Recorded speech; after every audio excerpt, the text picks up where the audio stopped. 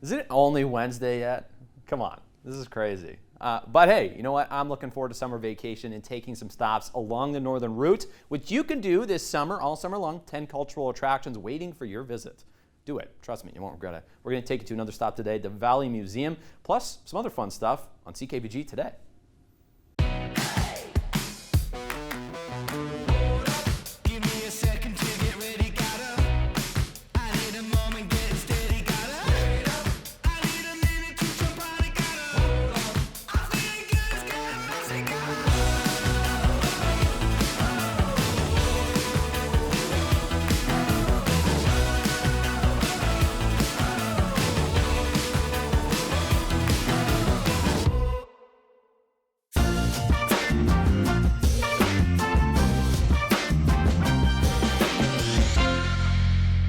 Welcome to another stop here along the northern route. Of course, we're touring all the local historical sites, including here in McBride, British Columbia. Maybe the farmer outfit I'm wearing today gave it away. But we're going to learn a lot about the history of McBride, what they do here at the Valley Museum, and why you should take a stop and check it out.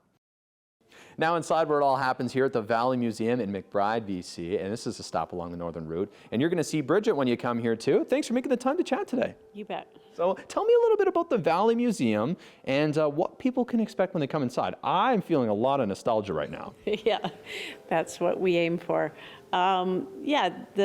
This is a beautiful public space. It's 2 hours from Prince George, and Vailmont's an hour away, so we're a perfect little pit stop for anyone heading through the Rockies.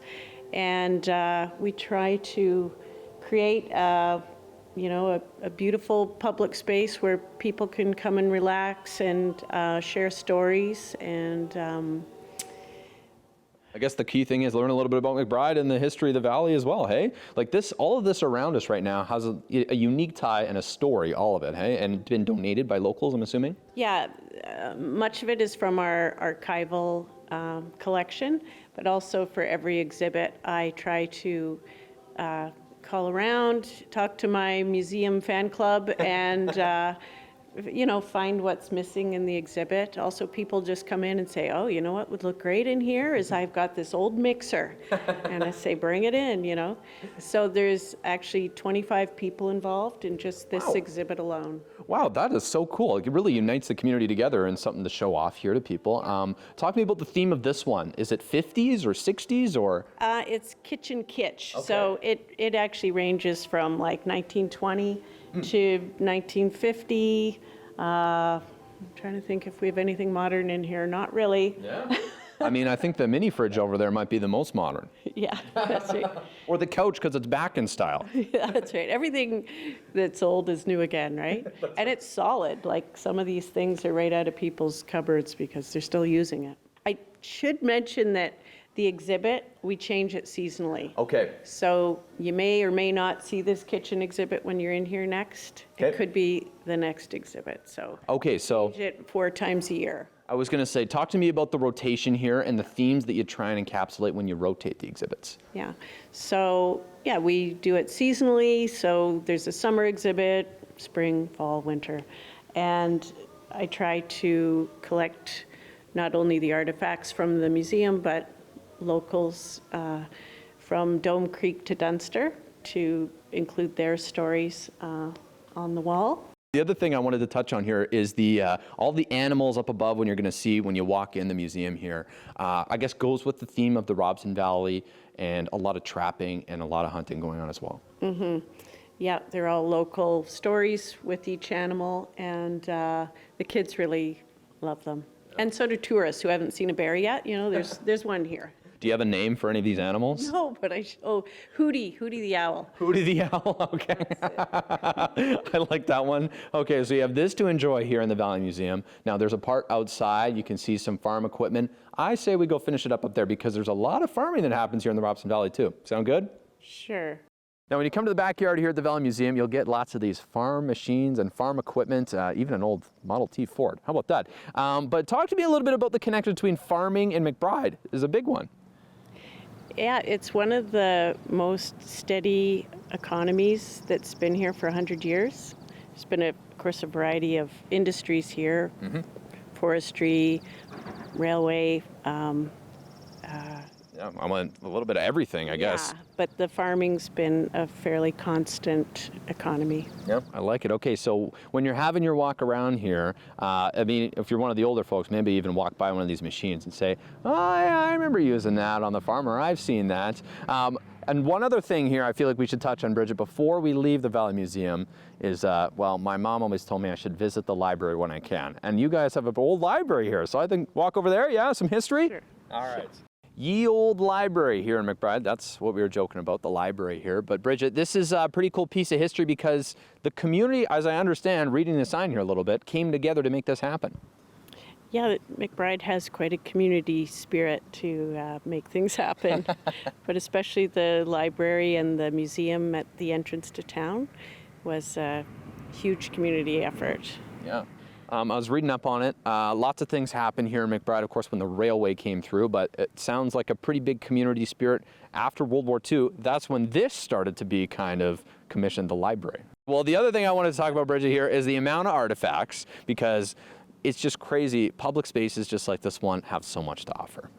Yeah, in our archives, we actually have thousands of old photographs and hundreds of historical artifacts that people can come and discover. And if they let me know ahead of time, I can do a better job of finding exactly what they're looking for. But and we also have oral histories that people can listen to. Yeah, there's something for everybody.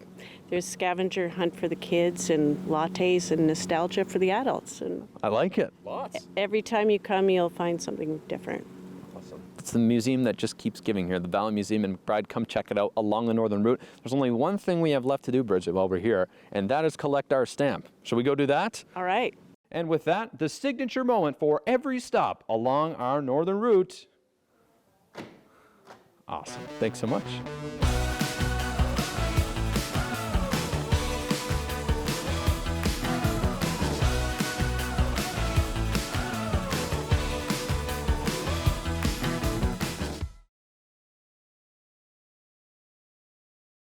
Here for another day about with the Sandman Hotel Group in Prince George, here at the Sandman Signature, and this is a place that they could be your friends just like they are ours, because they have banquet rooms to offer you. Whether it's a wedding, whether it's a celebration of life, whether it's a business meeting, heck, maybe it's even just your 50th birthday. Come check them out here because they got probably the biggest windows when it comes to conference room in all of Prince George. Come on, let's go inside. Now inside the banquet room here, the Sandman Signature, and this is, yeah, a pretty cool setup they got going on today for us. This is what you might see at a wedding in North Halley today. You help plan lots of these here at Sandman, so how's it going today? It's good, thanks. How are you doing? Yeah, pretty good, pretty good. Tell me about this, wedding here. You guys plan a lot of these at Sandman, and it's one of the many things you could host in a banquet room. Yeah, so we do a lot of weddings. Something set up like this we would also do for a fancier dinner. We do celebrations of life. Pretty much anything that you want, we can make it happen. I like it. Okay, so the things on the table here, obviously people get to kind of custom pick this per on an event basis. Is that how it works? Yeah, so often the centerpieces people will bring themselves, especially for a wedding, because everyone has their own color themes. But if it's just like a dinner event, I can do up my own. Sometimes we do champagne on the tables, bottles of our house wine, red, white, really whatever people want. We can actually even special order in whatever brand or kind of wine guests would like. Oh, I like it. Okay, in this room we're sitting in here, we were talking about room for about 100-ish people. Is that about right? Yeah, so this is our bigger room. It's the great room, so we can fit up to 100 guests set in rounds here. Depending on the event, we can go up to 150 if it's like a theater-style presentation. Yeah. Okay, I like it. Okay, now there's lots, of course, you can have. It basically is personalized. No matter what your event is, they kind of rejig it for you, including if it was maybe a business conference, which I think you guys are already planning for here at the next table. So let's go over there. Sounds good. I feel like I should almost change my clothes here because I'm feeling a little business-like, Hallie. I don't know about you. Yeah, it's a little corporate-y. Yeah, this is how we would normally set up for a business meeting.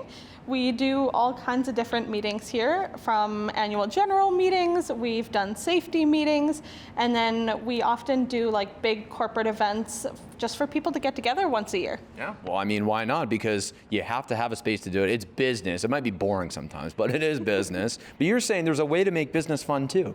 Yeah, absolutely. One thing we're trying to do with a lot of meetings is host a dinner event after afterwards. Everyone thinks about the meetings and the training. Nobody thinks about what we're doing for dinner. So we try and get everyone together and give them a chance to hang out and not talk about work for a little bit. Yeah, exactly. A little mingle session after. I mean, and it's a nice space here. You can see there's big windows in the back, which a lot of meeting rooms in Prince George cannot say the same about. Exactly. I love the windows. It makes the room bigger, brighter, and it keeps people awake throughout the day. All right, we've come here to curtain number 3. As you can see, even the Sandman employees are happy about being here. Viraj is enjoying his own little, well, we'll call it an early birthday celebration for both of us here today. Both birthdays in July. Shout out Viraj. But Hallie, tell me a little bit about this setup here. This is, I guess as I said it, a birthday. Yeah, so we've kind of got it set up for a kid's birthday, so coloring pages and some beautiful cupcakes to keep the kids happy and entertained. But we can do anything from a kid's birthday to a 50th birthday party. Yeah, we are pretty good at customizing to whatever the guest wants, including the menu. If it's not on our menu and you want it, we will make it happen. I like it. Okay, just like the cupcakes in front of the camera. See those? Yum, yum, yum. This is it. If you're a kid, then you can come here, have a little stay and play vacation at the Sandman. You come from out of town, there's a pool, they got the room here. Pair it all together, right? That's how it works? Yeah, exactly. We've got a little bit of everything, including some beautiful rooms to stay in. A lot of people come to stay in our beautiful loft suites and our jacuzzi suites. That's my personal favorite. So. Well, see, and, I am spoiled because I grew up here in Prince George, but I can honestly say after talking to people who come from smaller communities around, coming to Prince George is like, a weekend in the big city. So this is something that, you're probably thinking about, oh, that'd be a fun way to spend a weekend with my kid. Yeah, exactly. I used to do the same thing when I lived in Smithers. We'd come here and stay for the weekend and just make a vacation out of it. So I like it. Okay, so now the important part here. People are interested in booking, whether it's a business meeting, whether it's a wedding, whether it's one of these. What is the process like? How long does it take? And can you assure me that it's easy and even I, myself, an idiot, could do it? Yes, absolutely. It's not a hard process. You can either call or email me. And honestly, I've had people call me the morning of and say, I need a space in 10 minutes. Okay. Can you make it happen? And I've done it. Obviously, a wedding, something like that, please give me a little bit more notice. But I always do my best to accommodate anyone that I can. Yeah, if you need a wedding space in 10 minutes, well, something maybe has gone a little, anyways. But so people wondering, what is a good, time away from the wedding or the ceremony or celebration of life to plan? How many weeks, months? Preferably like 3 to 4 weeks. Okay. It gives us time to set up a menu, order in any food we need, schedules. I always have to do schedules in advance, so the more notice I have, the better. The better. Okay, so come talk to Hallie and the team here at the Sandman Hotel Group. Or even Viraj. I mean, he'll help you out when he's done coloring. He's still over there doing a little turtle we got today here. I like the choice. You can choose. This is the beauty of a banquet room here at the Sandman. You can put whatever coloring page. You could put a coloring. I got to give you guys some of our coloring pages now. Okay, sounds great. Out and About on CKPG Today is brought to you by the Sandman Hotel Group. When you're next out and about, experience true hospitality at a Sandman.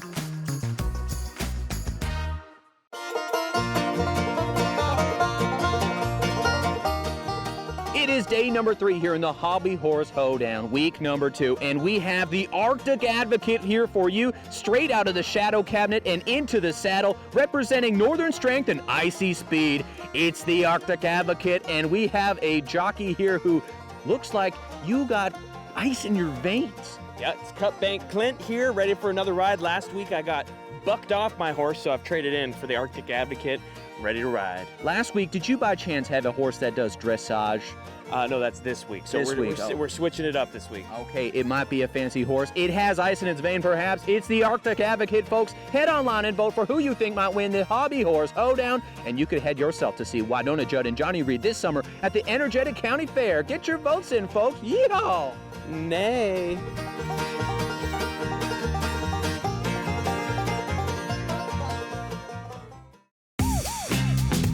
Miss an episode? That's okay, life gets busy. We get it. Or maybe you didn't miss anything, but you're here to watch that one feature again because honestly, it was that good. No judgment. Here's the good news. You can relive every moment of the CKPG Today Show whenever you want.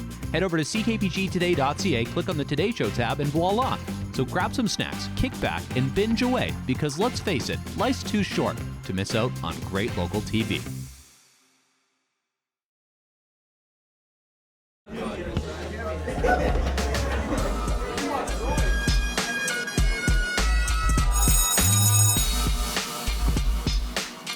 Hey, it's Clinton and Sylvia. We're getting schooled today at College Heights Secondary School, home of the Cougars. Home of the Cougars. We're at Sylvia's mom's class. Yeah, we're in her grade 9 French class. I feel like this is more awkward for me than anybody else here. She's going to teach us, and the rest of the kids are going to teach us how to make some poutine. Poutine? Poutine. Poutine. Let's go. So how long have you been a chef for? Not very long, no. What are your thoughts on poutine? Love it? Hate it? I love poutine. Ketchup on your poutine, yes or no? No. No. What? Okay. Do you cook much at home at all? That's up to my mom. Sylvia's mom, are you cutting the cheese right now? We. Literally or figuratively? Figuratively. Oh. Don't forget to set a timer. Yes, for 15 or Here, 20 minutes. I'll grab that, and then you grab the thing, and we can be really fast. Gotta go. Yeah. Okay. 1, 2, 3. How do we feel about cooking gravy? Great. Yeah. Did you put a timer on your fries? No. I didn't know if we were supposed to, so Always put a timer. always put a timer, yeah. I'll put it on a nice Oh, medium for you. That's important, turning it on. Are you gonna lock eyes with the guy also whisking across you? Oh, God.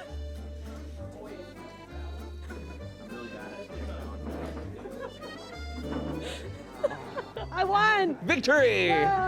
Looks like all the lumps are gone. What I learned from when I worked in a kitchen was now that all the lumps are gone, you're actually cooling it down the more you spin it. So you just want to kind of Okay, just leave it alone. let it hang. Didn't know that. They're cooking. What's your favorite thing about French class? I just like learning the different language with a good teacher and a good class with my friends. What's your favorite thing about poutine? Gravy. The gravy? Cheese. I don't know. I've had it once. It was good. You've only had poutine once? Yeah. Something's burning. I don't think it's my gravy, but something underneath there is on fire. Mom, where can I find a spoon? Une cuillère. Une cuillère. Gracias. Clinton's taking this over because I'm not very good at cooking. We have learned. What are you doing? Shaking the fries. Got to make sure they're all crispy. You just lost one. So we got a timer on the fries now. Feeling all right? Oh yeah, feeling good. Have you moved the fries around to make sure they're all crispy? Yeah, I think we did a couple times, yeah. But we've been focusing on the gravy. It needs to thicken up, and it's not really thickening up.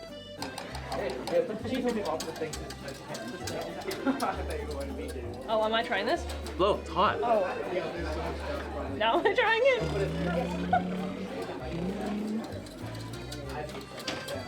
Good. So as we wait here, do you know any cool jokes? I do. There was this poor snail. So one day he had this great idea, and so he went to the junkyard and he found this old VW bug. So he took it to the repair shop and asked for some specific details to be done. So it was painted yellow, and on each side of the door was a big black S. And then he hopped into it once it was ready for the road, and he was driving around with his little antenna flapping around there, and he was looking so cool, and all his snail friends were like so jealous. And all they could say is, wow, look at that escargot. Escargot, yeah! Okay. Do these look like crispy fries? Yes. Can you do the flop test? Pick up a big one and see if it flops. No, I think it's good. All right. If you... Tresbon. Ah, these look fantastic. Would you do anything differently next time? Yeah, put the fries in the air fryer. Could you we'll tell Madame Massage to spring for a couple air fryers. Yeah. We got some pull. She doesn't even own an air fryer. I didn't think that this would be a good time to start learning how to use an air fryer. All right. You could just come hang out with me. I do own one.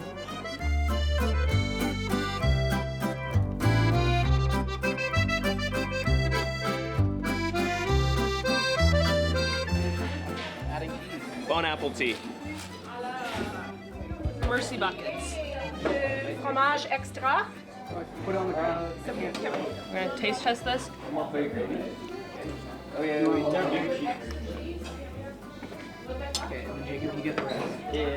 good. Très bon. It's like party poutine. What are your thoughts on the poutine? You proud of yourselves? Yeah, very good. We would. It was going to be a little soupy, but turned out good. Good. Turned out well.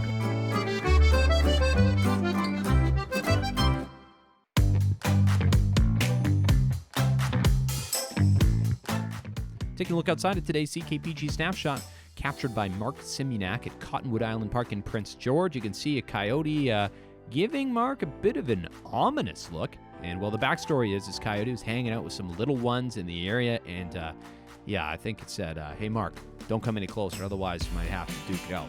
But hey, luckily Mark made it home to capture this shot, and that's what matters. So thank you for sending it in. If you have a shot like this, folks, send it our way. We'd love to see it. Snapshot@ckpg.com.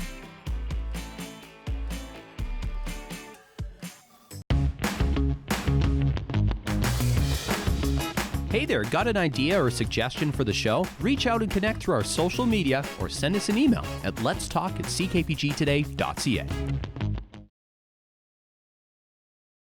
It's that time of year, folks. We're looking back today in local history at some more flooding.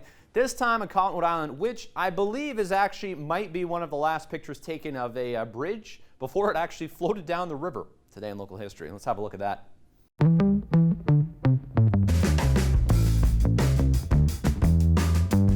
Looking back to 1999, Cottonwood Island Park. Yes, guess what? It was flooding. Crazy. It does happen in June, and there was a lot to discuss here because that was the site of it. What you can see on your screen right now, that bridge was very much underwater, and a little bit of a different bridge that they have there today. That bridge you see there, I think it was 1999, but it might have been a year after this. Eventually just actually floated away down the river because of the waters. But anyway, there you go. A little bit of Cottonwood Island Park history for you. It's been flooding every year since you know when. So yeah, that picture there, I don't know if the bridge floated away after that flood, if it was another one, but it's relatively around the time that the canoe launch, got a new bridge because the other one floated away. There you go. Just the more you learn about local history. There's been a lot of floods at Cottonwood. I guess it makes sense why people can't live there anymore. But thanks so much for watching today. Take your stop along the northern route, and also head online and enter on ckpgtoday.ca for your chance to see Winona Judd, folks. It's going to be a great show up in Fort St. John. We'll see you for more great stuff on the show tomorrow. Bye for now.